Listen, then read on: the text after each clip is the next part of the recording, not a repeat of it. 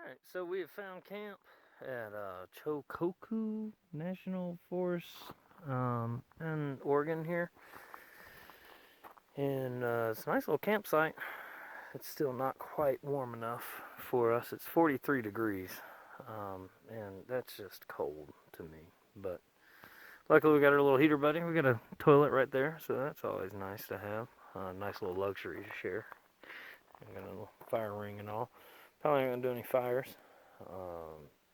One, because I don't feel like going and gathering any wood, and two, we're just not gonna be here long enough. That's the current situation. Let's cook dinner. So we've ran into a bit of a problem with Big Tent. This is Big Tent. Big Tent sleeps 6 people. Big Tent is supposed to be very easy to set up and take down. And it is very easy to set up. The takedown portion is pretty easy too, but getting it back into its container is not easy. But anyway, the dilemma we've run into is Big Tent is soaked, full of water. And it's because we were packing up in the rain and the snow and stuff today, and we had to pack it up wet, unfortunately, because we didn't have any other option. But my question is how would you prevent that from happening? I just don't know how we could have prevented that from happening. That bad, huh? Chicken's bad. Chicken's bad. It's in there. It's bad. Oh, God. It's ready to be thrown out. Luckily, we still got a little bit of stuff that we can make some camp pizzas. And homemade shells and cheese. Yeah. What? It's homemade, right? I think so. Best thing ever. And it's got 13 grams of protein. It is day 20, September 20th, and we have woke up again to rain. Luckily, it's 43 degrees outside, so it wasn't as bad. But still and yet, everything is wet. Wet, wet, wet. Inside the tent got wet because of condensation and the fact that, it was raining all night. And all of our sleeping gear's damp/wet because of condensation. And then my sleeping bag's wet because I thought that I'd grabbed the open beer to keep it protected last night, and in reality I had grabbed the closed beer. So spilled a whole brand new beer all over my sleeping bag. Alcohol abuse. Anyway, we are on National Forest Road 42, headed on down, hopefully to, I think it's Highway 26 is what we're going to come up to next. At that point, hopefully we'll have some service, because we need to touch base with everybody back home. We are going through Oregon. Everybody knows about the fires in Oregon and the inclement weather, but we haven't touched base with everybody. So, plan to do that. Other than that, man, we plan to be at the end of the Trans-America Trail today, one way, shape, or form. So that's the current situation. Oregon has proved to be cold,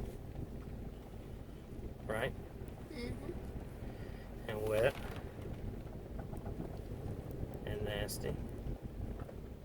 And we're both ready for California, and we're going to get to Port Orford. There's something going on in the front end of the 4Runner. I think that we've knocked something out with one of the many blows that the front end's taken during this trail. It's tough judging sometimes, because you can be going on long straightaways and then boom, the road just kind of fall out from underneath you. So during one of those episodes has evidently knocked something loose in the front end. Everything appears to be solid. I've got to get the tires rotated anyway, so I'll get that checked out whenever we get to the next big city with the dealership. But other than that, we're just dealing with the cold and the rain. So that's the current situation. I will say one thing that I thoroughly enjoyed about the last 2 nights, though, is not having to deal with is bugs. The sun.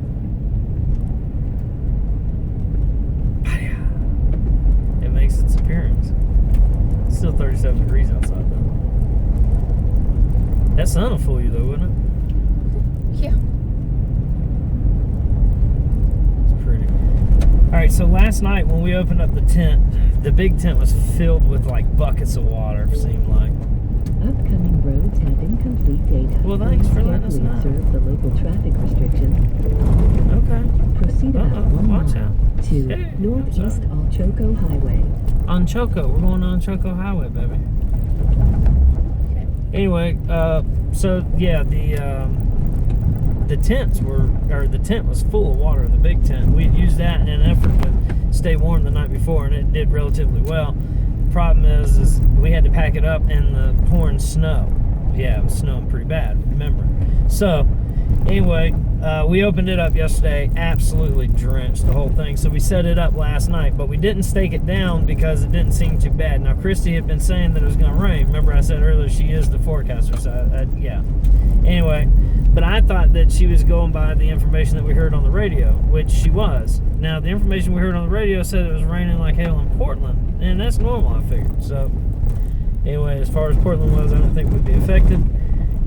We were comfortable because we let the little tent, we didn't set up the rain fly. And when I say we didn't set up the rain fly, I mean that we didn't, like, you know, prop it up with the bars. We just put it on there and Velcroed it up. Well, then it started kind of windy and kind of rainy at about 3 o'clock in the morning, per Christy's prediction. And at that point, I had to go and put the big tent down so it wouldn't collect any more water on the inside, hopefully, and then make sure ours was Velcroed up good so it wouldn't blow away. Anyway, we woke up this morning and then we had to pack it up in the rain. So now we have 2 drenched tents that we've got to figure out something about. So I've got the big tent up on top of the roof rack in efforts that some of the wind and hopefully can get a little bit of sun at some point. Left turn onto Thanks. Northeast 𝑻𝒉𝒂𝒏𝒈 Highway. This is 𝗬𝒐𝒂𝗽 Highway, guys. How's it going to turn? Now, I want you to see this left turn. Oh, she did say in a little while, didn't she? Mm-hmm. All right, yeah. In 0.2 mile, left 0.2 turn onto Northeast right, anyway. 𝗻𝒉𝒂𝒏𝒈 Highway. So now we have 2 drenched tents that we got to figure out what to do with. So this ought to be interesting, to say the least. After dealing with the wet tents, I think that's an extra notch in the belt for some kind of alternative camping method, whether it be sleeping inside the truck or a rooftop tent type thing that's out of the elements. The rooftop tent idea is a good idea. However, if it was wet and raining, we'd still be dealing with the same exact issue. Christy brought that point up last night. All you would be doing is just folding the rooftop tent down in itself. So what I'm thinking is maybe one of those setups that are like a hard top that just pops up, maybe something like that. That could work. Or one that kind of has a hard top and pops up at an angle, like a triangle, with some kind of different canvas. But either way, I think that you would have to deal with the wet canvas if it was raining and carrying on like that. So that's something to think about. All right, so we're on Oregon 27 now.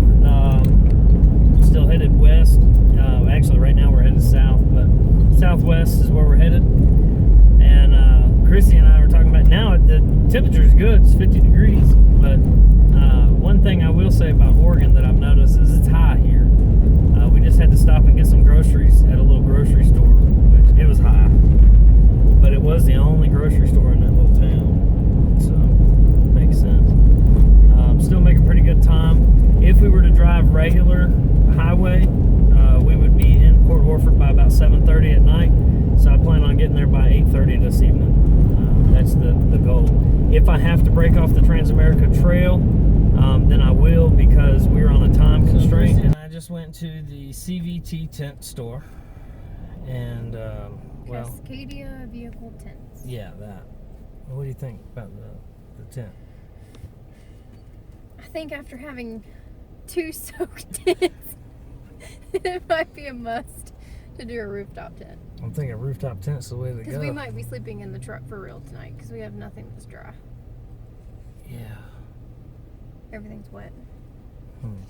No, we got big tent. It's up on the roof. He's drying. But the Shasta No. is in the near future, people. I don't want the Shasta. I want the other one. I want the hard one. Yeah, that no, pops up. it's only like $100, $200 difference. Yeah, but where's the difference? Where's the show the people the one that I'm talking about? He didn't have a brochure on that one. Oh my gosh. Because that one's the one that they make. Well, Ian told me. Ian. Ian Knight at CVT. Yeah. Bend, Super Oregon. dude showed me all about the CVT tents here in Bend, Oregon, and I thought those were pretty cool. And now you're saying that we got one in Chattanooga. Yep, So, they have one in Chattanooga, Tennessee, and then Bend, Oregon, where we are right now. nice. And if you have issues with your clips and your locking systems, they just send you new stuff. That's what he said. Yeah. Cool. We are deviating from the Trans-America Trail. I know.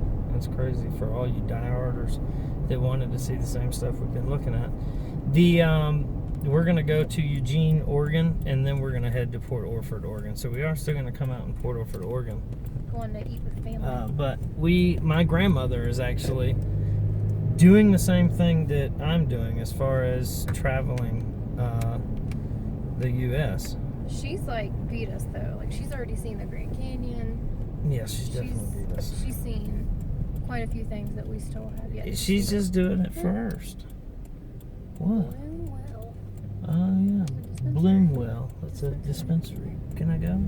bacon cheeseburger. Oh, bacon cheeseburgers. Do Bonnie's some. burgers. Okay, so anyway. So we're going to Eugene, Oregon, and we're going to meet up with family, and we're going to eat dinner. And then from there, we'll go to Port Orford, and then from there, we will go south, baby. Yep, that's the plan. All right, so the latest report is off to my left. You can't really see it, and we didn't take a video because we were too busy trying to get what we needed to get done. There is more snow and sleet and then rain. and then rain coming up in these mountains. It looks like we're gonna have to pass. But so what we did was we put the tent, the big tent, up on the roof this morning and strapped it down, and I hope that it would air dry. And Chrissy seems to think that helped a good bit. A good bit, yeah. Yeah. It's still wet though, and so now we didn't want to go through the rain, snow, and all that good stuff and get it even wetter than it already was. So we've got it in the back. We're going to be taking boring roads till we get to Eugene. Once we get to Eugene and have dinner with Grandma, then we will figure out where we're going to camp at. But I believe it's going to be Port Orford. There's a little national forest right there. So, all right. So we are glad that we brought the tent in because this is just absolutely nasty right here. This is no bueno at all. And I'm glad we're not going to be camping here. Even more so. You know what? Not bueno. Heading into Eugene on US 20. This is just nasty fire. We're on Interstate 5 and we're headed south towards Port Orford. And we're going to get to Port Orford at probably about 9:30 based off of the calculations. So that's the current situation. And right now, unfortunately, we are on boring roads. But that's it. That's what we're doing. So I understand you can't see anything but the occasional raindrop in this clear sky that we were supposed to have. Per Weather Channel. Per Weather Channel and my weather woman. But we have reached Port Orford, Oregon. We are at the far west. Over there is a lighthouse. And that's the only things out here, folks. And some car campers. And some car campers, which we're fixing to partake in, I believe. Here's the lighthouse. Can you see it on there? And that's Yeah, it. you can use a little bit. That's all you get, guys. Till in the morning. We're tired. All right, here it is. Good morning. It is day 21. We actually made it to Port Orford, Oregon on day 20, which was yesterday, which was the goal. And we car camped. We camped right here at Paradise Bay. And now we're walking on the beach for just a brief minute before we head on down 101 and number 1 to California. I told Christy back over there is the prettiest sunset I've ever seen in my life, but unfortunately she didn't get to see it, so hopefully we get to see a better one. I got a question while we're on the beach here. What on God's green earth are these? I mean, these are just washed up in abundance all around this ocean.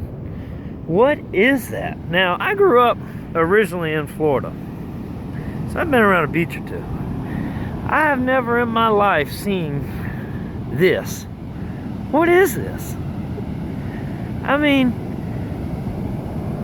what is that? Can somebody please tell me? Looks like onions. Just combing the beach here for some petrified wood. And just kind of, you know, looking around. Oh, I found one. Perfect piece. Oh, this is perfect petrified wood. Yeah. That'll work perfect. Go with any great decor. You know, I'd like to think that I'm probably the first person to ever cook and eat cheese grits on the Oregon coast. What do you think? You think I am? Does that go in a book or something somewhere?